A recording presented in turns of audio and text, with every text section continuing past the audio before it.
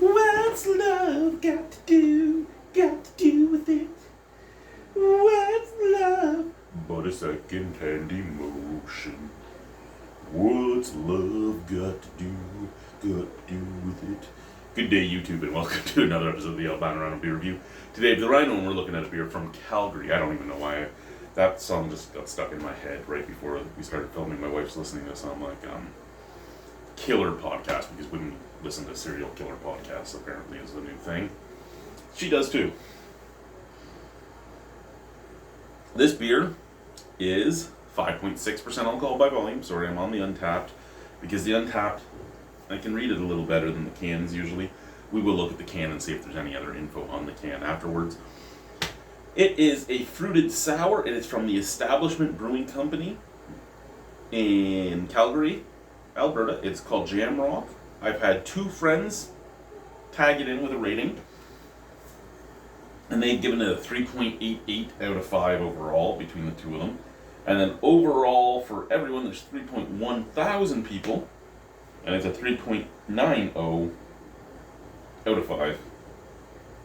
We jammed an impossible amount of blackberry into this beer. Jamrock pours a bright magenta / fuchsia with a brilliant pink head.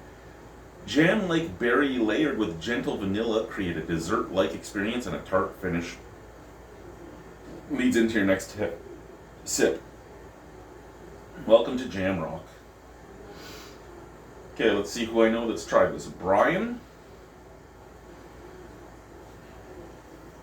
And he bought it at the brewery in 2021. And he gave it a 3.75.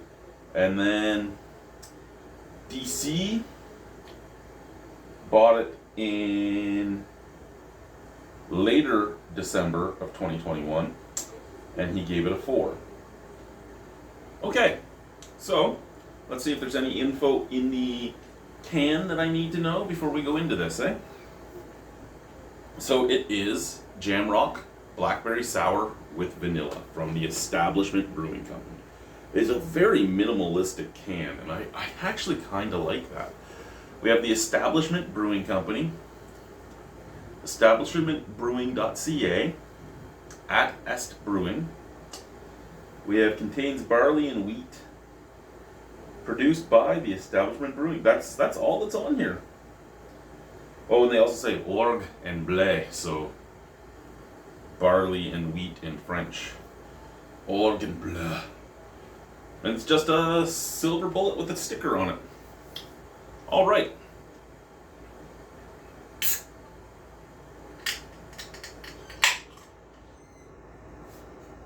Whoa. Whoa. Whoa.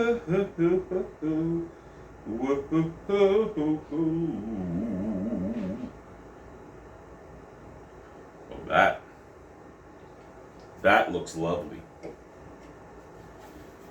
We'll just put the Establishment up here. That is hazy crazy.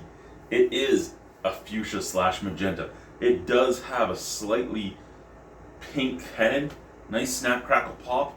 That is a beautiful looking beer. Visually, that looks and again, this is what happens, right? So you get all these breweries that are like, hey, we've made a blackberry beer, and you pour it golden or just the slightest bit of hue to it.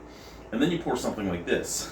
Now, I don't know what this cost in, maybe Dan will watch this and he can give me what it would cost at the Establishment to purchase.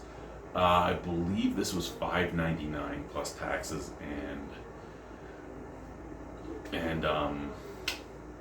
liquor taxes and deposits. Sorry, yeah, $5.99. Yeah, because this was a Sobeys liquor purchase, and it was in the broken cases, being that it was a 4-pack that had been broken, and the cooler can, not the local Sask can.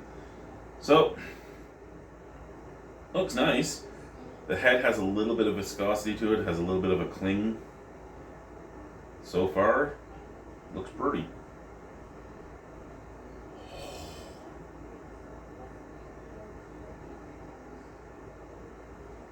That almost smells like a blackberry ice cream. Because the blackberry's there, but the vanilla is there too. And they do talk about dessert, but ice cream is the only thing I can really think of smelling it out of the glass. Out of the can. Oh, that is smooth out of the can.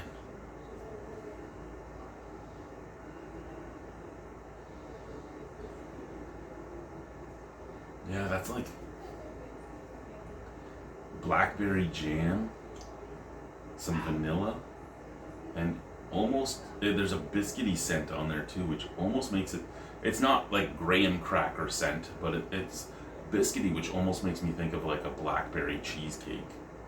And I didn't get to this body without eating cheesecake, so I'm excited about that. Cheers.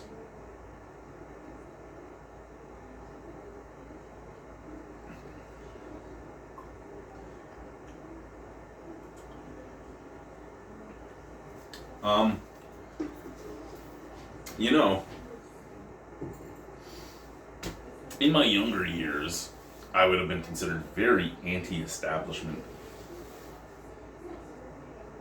I really like the establishment right now. I mean, my lord, that's a good beer. Lots of blackberry flavor, both sweet blackberry, tart blackberry. You're getting, just like with raspberries, you're getting like that fresh and that over-ripened, smushy, kind of rotting in the bottom of the pint container blackberry flavors. And it's kind of what you expect to get, because if you're making a beer with a ton of blackberries, you're going to pick through every one and you're just going to buy some big tubs of it and go, well, that one has mold on it, so we're going to throw that out, but the rest of it looks good. Just boom. That's probably how I will do it. You know, I'll clean them and all that. I'll pull out the ones with that have grown fuzz, and the rest of them, regardless of whether they're smushed or starting to ferment or anything, they're going in the mash. They're going in, boys and girls. They're going in. I won't give you extra penicillin, but I'll give you everything else. So the can, really like the can. I do.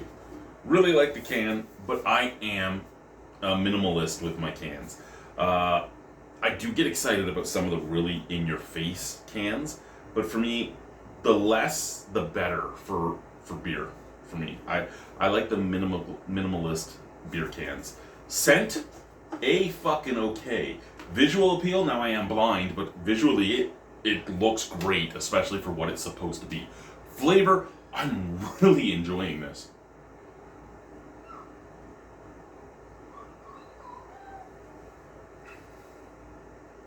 Medium mouthfeel. Again, lots of blackberry. The vanilla is there. The tartness starts and then the vanilla comes in. And they kind of cancel each other out. And it's really nice. It really is. I'm ecstatic for this beer. This is great. I